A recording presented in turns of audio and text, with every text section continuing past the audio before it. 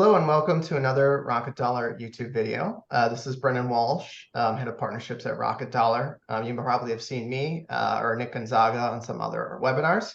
Here today, I have Ben Epling from River to give us a great little topic on the Bitcoin happening today. Ben, how are you doing today? I'm doing great. It's a pleasure to be here. Ben, how about you give a quick intro to yourself and just your background?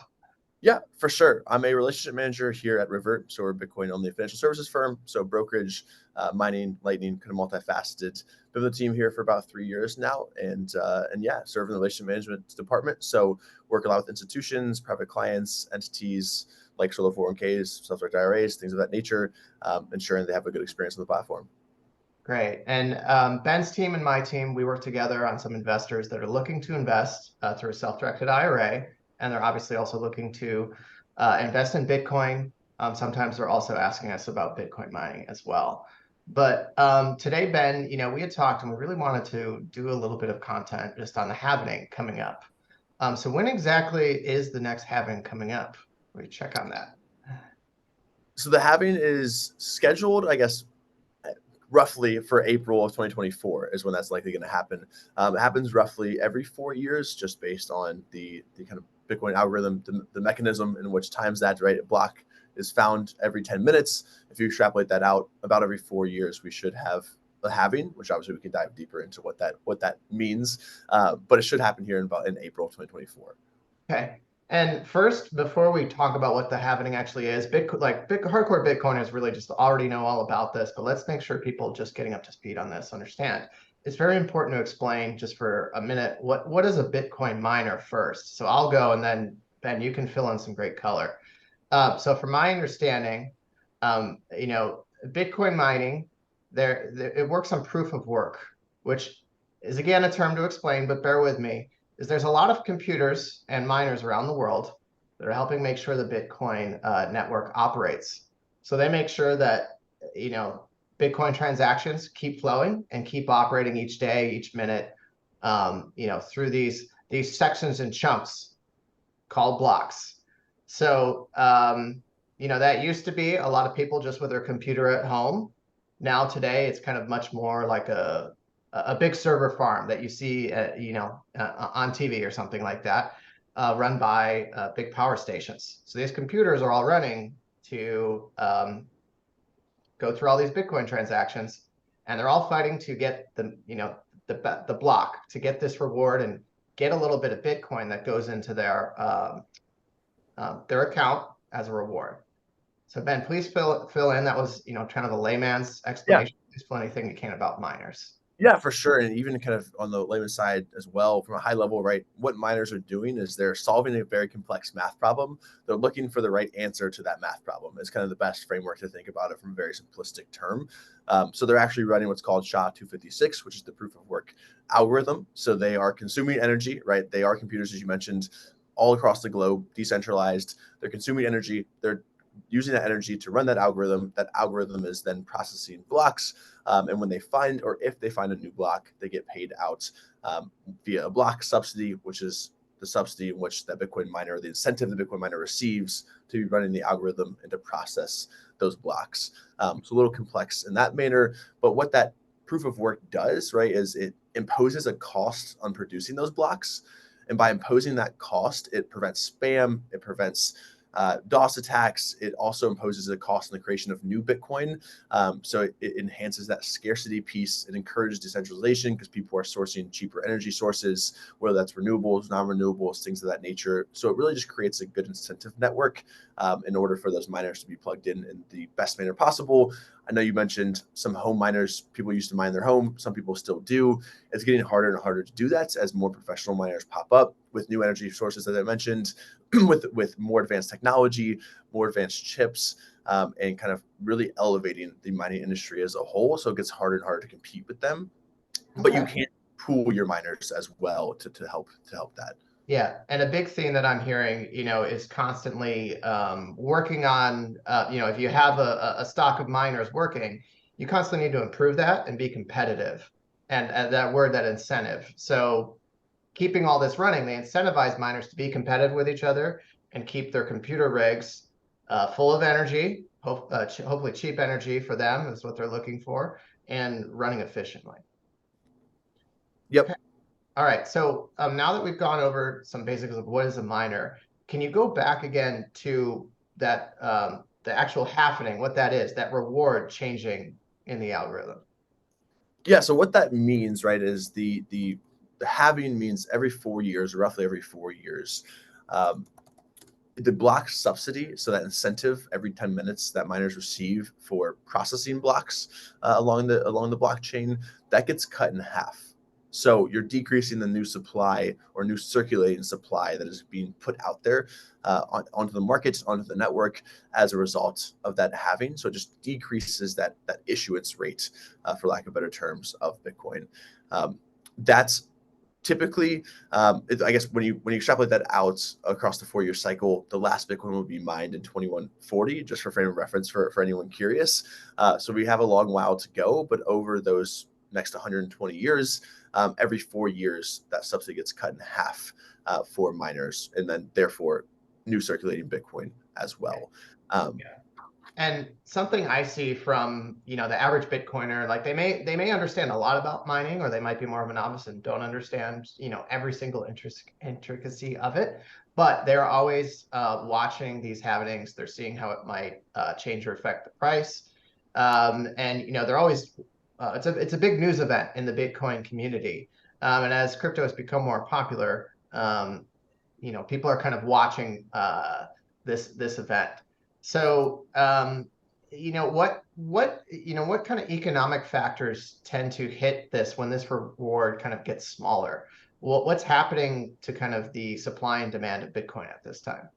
Yeah, for sure. As you mentioned, first and foremost, the media, right, gets a lot of coverage in mainstream media and TradFi, traditional finance, across all different avenues and kind of pipelines. So that also obviously inherently sometimes increases demand, or historically has increased demand on Bitcoin as a result. But more importantly, also what it's affecting is the supply, right? Since that block subsidy is getting cut in half for numbers right now, it's 6.25 Bitcoin. It's getting cut in half in April to 3.125 Bitcoin, roughly.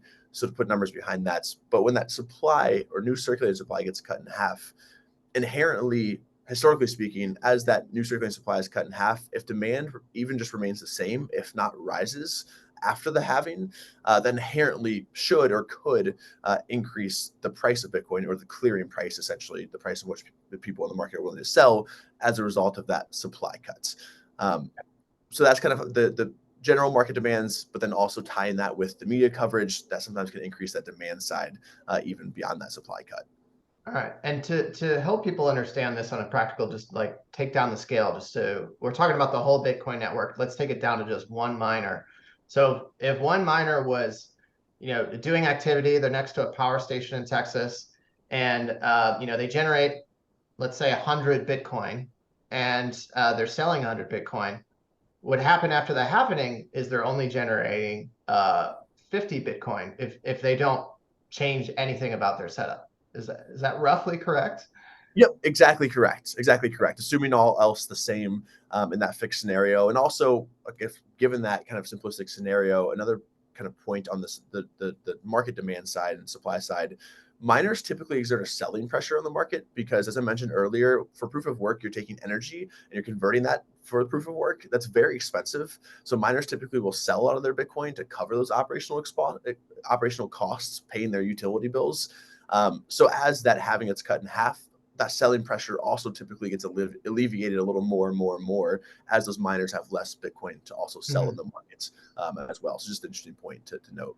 Yeah. So in any market, we're looking at buying pressure and selling pressure. Something unique about the Bitcoin market is the miners are always like a very significant part of the sell pressure, and Yep. it's relatively like inflexible, because if the Texas power station, again, to go back to that, the Texas power station was, burning, or maybe it's solar, whatever they're trying to use to get cheap energy. They're selling the Bitcoin farm. You need to pay your power bill next month, or we'll shut down your entire operation.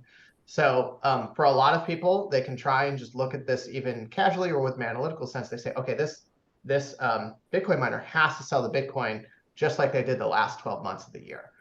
So that's something unique, is that like baked in selling pressure. that really affects the demand. And then all of a sudden, Ben, there's less Bitcoin for them to sell if they have not updated their setup or changed something.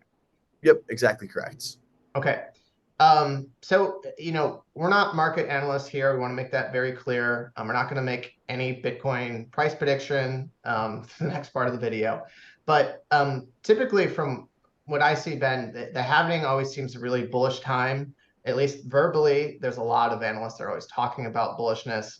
They're trying to look at this the supply and demand imbalance.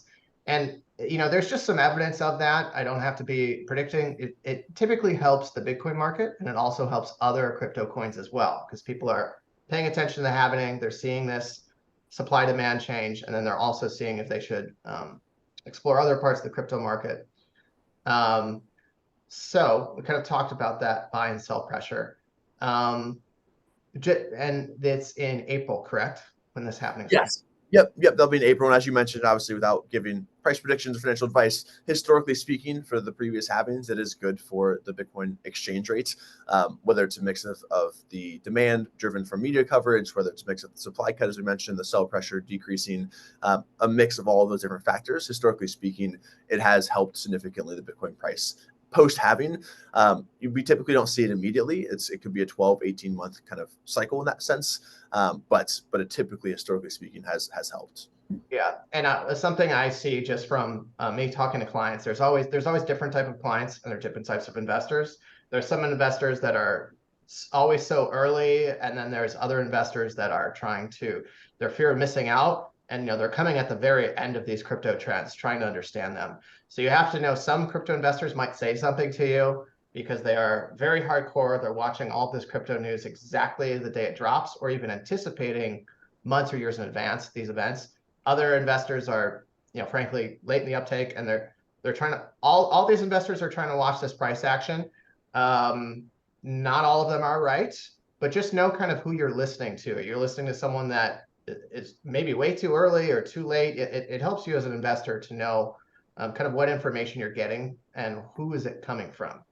All right, so Ben, there has been something, it doesn't really relate directly to Bitcoin itself, but it has been kind of monumental for the crypto industry that I wanted to cover.